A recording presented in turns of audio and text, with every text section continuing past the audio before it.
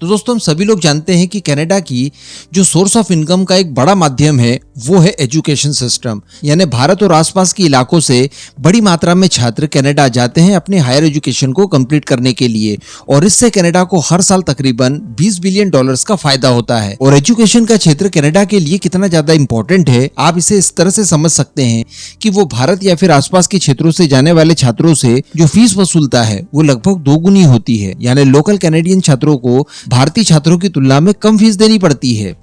तो कहने का मतलब इन्होंने एक व्यवसाय बना लिया है। हालांकि इन सब चीजों के बावजूद भारत के छात्र बड़ी मात्रा में कनाडा जाते हैं अपनी हायर एजुकेशन कंप्लीट करने के लिए।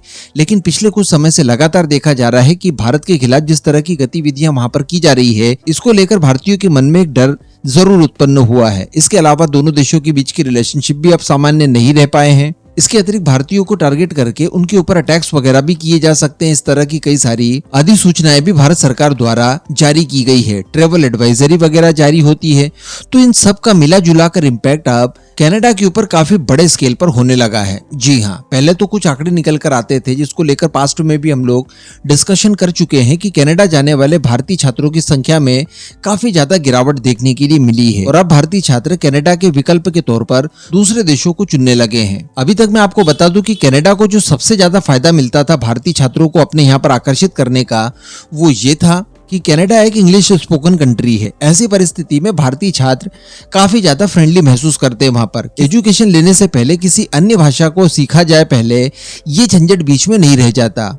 इस वजह से काफी ज्यादा भारतीय कनाडा, अमेरिका, ऑस्ट्रेलिया, न्यूजीलैंड या फिर ब्रिटेन जैसे देशों में जाना पसंद करते हैं जहां पर केवल इंग्लिश ही अप्लाई की जाती है। लेकिन अब चूंकि ये सारी समस्याएं आ रही है, पैसा भी ज्यादा लग रहा है, इस वजह से भारतीय छात्रों द्वारा कनाडा को बहुत तगड़े तरीके से बायकॉट करना शुरू कर दिया गया है। और आपको जानकर आश्चर्य होगा कि अब कनाडा के विकल्प के तौर पर भारतीय छात्र जर्मनी को ज्यादा पसंद कर रहे हैं। दरअसल लर्निंग प्लेटफॉर्म अपग्रेड के द्वारा हाल ही में एक रिपोर्ट जारी की गई है और ये रिपोर्ट भारतीय छात्रों के सर्वे के आधार पर तैयार की गई। तो इसी में ये पता चला है कि अब भारतीय छात्र हायर एजुकेशन के लिए कनाडा के बजाय जर्मनी जाना पसंद कर रहे हैं। अब इसके अकॉर्डिंग जो सर्वे का डाटा निकल कर सामने आया तो बताया जा रहा है कि इस साल केवल 9.3% छात्रों ने ही, जो भारतीय थे, इन्होंने कनाडा का ऑप्शन सेलेक्ट किया। हालांकि ये पिछले वर्ष से थोड़ा सा ज्यादा जरूर है क्योंकि भारत कनाडा के बीच में जो फ्रिक्शन हुआ था वो काफी हद तक सॉल्व होने लगा है। तो पिछले साल ये आंकड़ा था 8.55% का। लेकिन दोस्तों आपको जानकर आश्चर्य होगा कि जर्मनी ने इस मामले में रिकॉर्ड तोड़ दिया है और जर्मनी को सेलेक्ट करने वाले छात्रों की संख्या 32.6% तक रही। जबकि पिछले साल की अगर बात की जाए तो यह आंकड़ा बहुत कम था और केवल 19.4% भारतीय छात्र जर्मनी जाकर हायर एजुकेशन लेना चाहते थे। तो आप समझ सकते हैं कि उछाल कितने परसेंट आया है।